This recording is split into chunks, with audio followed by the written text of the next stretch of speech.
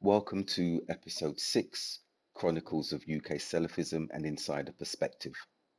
In this particular episode, I will focus on the year 1995 and what transpired throughout. And my archives show that on the 8th of January, Sheikh Suhaib Hassan visited Brixton Mosque to deliver a lesson entitled The Explanation of Sahih Muslim, one of the most authentic canons of hadith collection in Sunni Islam. And Sheikh Suhaib attending the mosque was seen by some, including myself, as an endorsement and support of the new leadership and management that had assumed responsibility and position of the mosque and its community the previous year. By the end of that month, however, we were struck with a tragedy which reverberated across the community and beyond. And that was as a result of the death of Surat Abdul Malik's wife, Aisha Abdul Malik. On the 29th of January, she died after a relatively short illness, which was unforeseen. And it shocked all of us because our expectations were, in actuality, that Surat, due to his deteriorating health, would possibly be one who would pass, and not his wife at all, until this illness that she contracted um, rapidly deteriorated her condition. The janaza, the funeral, was very, very well attended, and she was buried in what is now known as Garden of Peace in Site H31. After this period of grieving and sadness and shock, the community tried to move forward with a lot of activity as it related to learning. But before going on to describing that process, Aisha was very popular amongst all of the converts who came to Islam and those second, third generation sisters who joined the community for the simple reason that she epitomized what a Salafi woman looked like, behaved like, in her character, in her embrace of new Muslims, in her proactivity, and in her vision. Her relationship with her husband was one that was very strong, in which she was very supportive of him, and vice versa. And she was a doting mother over her children, one of whom was disabled. So her going was a blow to women who saw her as a role model of how to be as a convert Salafi woman within the context of a Western society. Moving on with the classes, on the 2nd of March, a lesson was delivered by an individual called Abdul Rauf on the etiquettes of differing. We then moved to April, 14th of April, and by this time Abu Usama al-Dhahabi had joined the community and was becoming a full-time imam among us. And these were exciting times at this stage because the process of learning that I've mentioned was intense. We were developing our identities, the duality of our identities as Salafi Muslims and Britons as well. And so learning how to navigate that as we moved through the second stage of the cognitive development process that I've mentioned from my PhD, that activism that was there, we were learning abstract concepts of the religion and grappling with how to actualize those within society and to navigate with our non-Muslim members of our family and friends with this new identity. And on the 14th of April, as I've mentioned, he gave a lecture on the tafsir of the 18th chapter of the Quran, Surah Al-Kahf. And this was to be the first of many lectures on this particular science. The next lesson he delivered was on the 19th of April, and this was on jihad. And I have two cassettes, parts 1 and 2, regarding this subject. What is interesting, I noticed as I was looking at my notes, is that another huge event took place, global event took place on that same day, and that was the Oklahoma bombing, the culprit being Timothy McVeigh and one other individual, in which 168 individuals, people were killed and more than 500 injured. And one may look with a cursory glance thinking that this lecture on jihad was given due to the Oklahoma bombing. No, that was not the case at all. If you listen to the lecture, it was being given unaffected by this particular event. And if we were to look at the factors that may have spurred Abu Osama to give this particular lecture, it was none other than the rising popularity of some of the extremist protagonists in London and the UK, such as Abdullah Al Faisal, who, as I'd mentioned in the previous podcast, had been expelled from Brixton. And he had set up weekly study circles by hiring a hall in the local Ferndale Sports Centre. And there was a school that he would attend once in a while after school and have a hall there, or he would go to the town hall and rent that out occasionally. And he was attracting some of the local community that remained still attached, who were still attached to him due to his personality, his charisma, and such like, and began questioning our narrative and our position regarding the religion, regarding the understanding of jihad. So again, the fact that this domestic terrorist act took place in America, and on the other side of the waters, we're having a lesson on jihad, are totally unrelated incidents in that particular instance. I next move to notes from, or cassettes rather, where Abu Osama had embarked upon teaching another canon of hadith, the more authentic collection of Bukhari, and lesson two took place on the 25th of September. On the 26th of September, he'd continued with lesson two, again of the science of Quran, and he was looking at the second chapter, Surah Al-Baqarah, verse 259. Now, I won't go through every lecture and every cassette that I have here. Um, I've been reviewing my archives, which includes more than 550 cassettes. So I think it's unnecessary to go through all of the details and all of the dates of these particular cassettes, but to show the listener that these are some of the records that are being referred to and the content of the lectures as well. So in October, Abu Osama actually delivered 12 classes on science of the Quran, again, different verses, um, Bukhari, the canon of Hadith collection, and he continued with that. He also began to conduct a sisters question and answer session where sisters would come and sit and ask any question they could. And had he not researched it the week before, he would go away and research and then deliver the responses for them. But most of the time, he was able to address some of the more rudimentary questions that were being asked in these sessions. So 12 lessons, 12 classes he conducted in October. Um, in moving, and the last one he gave was in Croydon for that month, which was the 28th. And that was the special characteristics of the Prophet. Um, the congregation was largely South Asian. I remember attending that particular lecture as well. And then in November, he delivered two lectures. One was on the 1st of November, the Aqidah of Sufyan al-Thawri, one of our pious predecessors.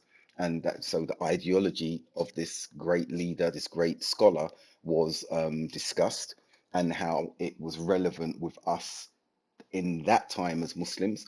And then on the 17th of November, he delivered a lecture entitled The Rights of the Children on Parents. Now, I will only refer to two more talks given in that particular year. One would be an undated one in 1995 by Sheikh Abdullah Al Fawzi, and that was on the manhaj of Salafism, the methodology and the approach in disseminating knowledge in Islam. Sheikh Abdullah Al Farsi was a scholar from Kuwait. December 95, we had another talk entitled The Imitation of the Non-Muslims. You may recall from the previous podcast, I delivered a study circle on that, a very basic study circle. And so we got a more insightful, detailed lecture on this from Sheikh Ahmed Awais. And this was beneficial because he was able to expound upon how, again, we navigate our identities, the duality of our identities as Muslim and convert Muslims and British citizens in that instance. Now, this period of learning, I would dare say, was unparalleled across London and parts of the UK because we had students of knowledge visiting, because we had a resident student of knowledge and graduate from Medina who was strong.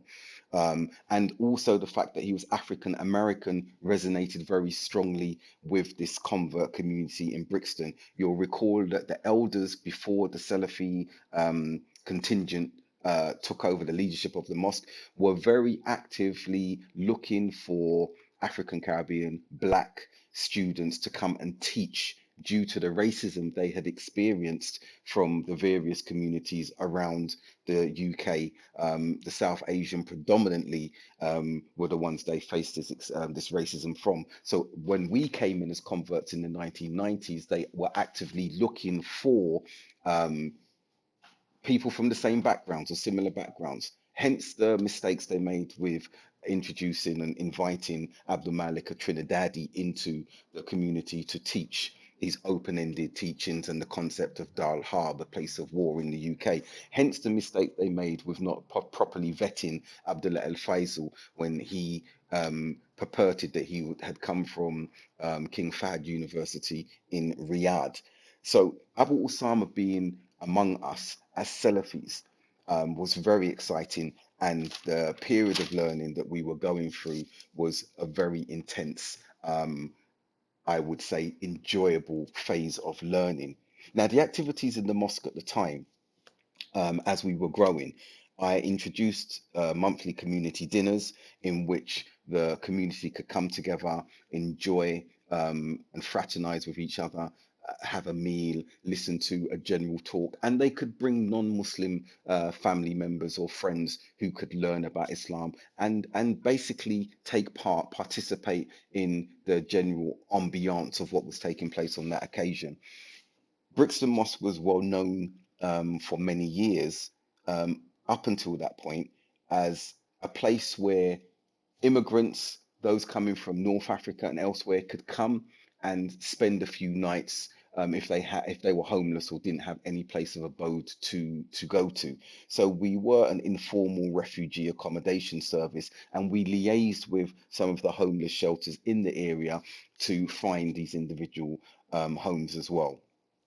We had a popular kitchen and canteen that became renowned not only in London, others would travel down from Leeds and elsewhere because they would come on a Friday, a Jummah particularly, or over the weekend, because there were a lot of discussion, activity, lively debate, and a generally warm atmosphere that would prevail in the mosque on weekends and most times. The Muslim presence, as I've mentioned again in Brixton, became more prominent physically, I think, due to because of their appearance and also due to the increased conversions that were taking place. Many were beginning to come into the mosque to convert to Islam as well. Now, some of the challenges I want to address, I think it's important that we look at that at this particular stage. On the wider scene, Jamas was splintering, and there were challenges for Abu Muntazir in that he saw disillusionment with his style of leadership at that particular time. We had others wanting to do their own thing. I had become chairman of Brixton Mosque, and I remember being asked or invited to bring Brixton Mosque under Jimas, and that was something it was impossible. I said, Brixton Mosque is a community, and there's no way it will come under any auspices of an organization. Um, at the same time, Jamia Ihyat Tarath, a Kuwaiti organization, was making its presence and establishing itself in the UK, in London. And so it gravitated towards the Salafi community and made offers of finances and things like this to try and join up or consolidate its position in the UK at that particular time.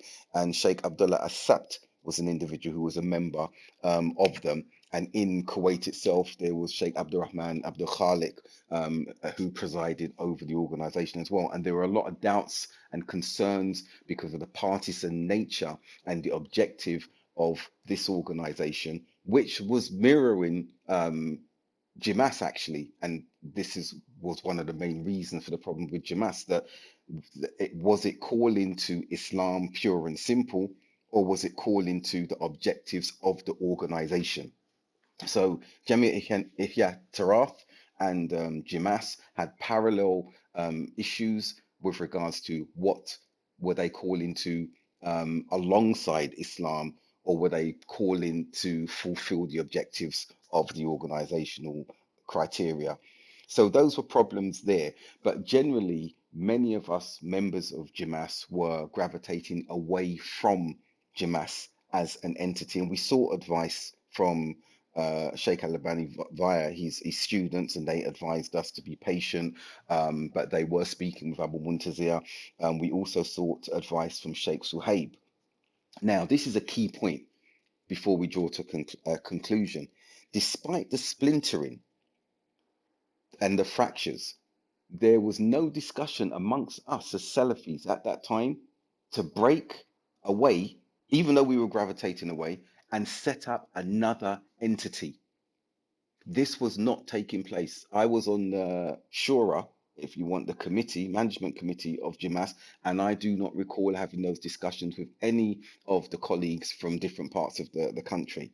However, as will be seen in the next podcast, there was a new kid on the block, Abdul Wahid Alam Abu Khadija, on his return from a conference with Abu Muntazir in America, I think towards the end of 95 or 96, he contacted me. I remember him contacting me and asking me to take over the helm of Jimas, which I was very surprised at and rejected immediately by retorting, I'm already responsible for a community in Brixton and I'm not looking at any leadership of anything else in that instance. I don't remember how we left that conversation, but that was something that horrified me, to be frank.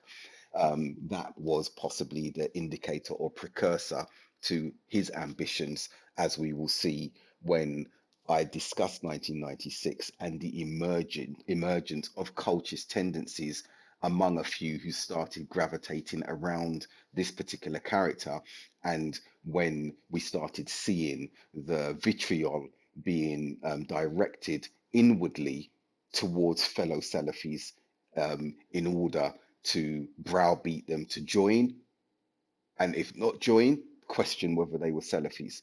Um, I think that it should suffice that we discuss that in the next podcast because a lot of detail will be given and archival detail will be referred to as well. Before concluding, I've already mentioned the world event with the Oklahoma bombing. On the 11th of July, 7,000 Bosnian Muslim men were massacred in a so-called UN safe haven of Srebrenica. And this sent alarm bells and rage throughout the Muslim community that this could happen, that the UN, which many thought were complicit in allowing this to happen. We already spoke previously and looked at the massacres that took place in Bosnia in the earlier 90s with the Balkans conflict, and the images that we were seeing being via video and those of us who went over. So to see this take place a few years later under a so-called safe haven was something that gave the perception to Muslims that really we were cannon fodder and were not being afforded the rights and protection that should be afforded, whether it was there in the Balkans or anywhere else across Europe. And I'll conclude on that.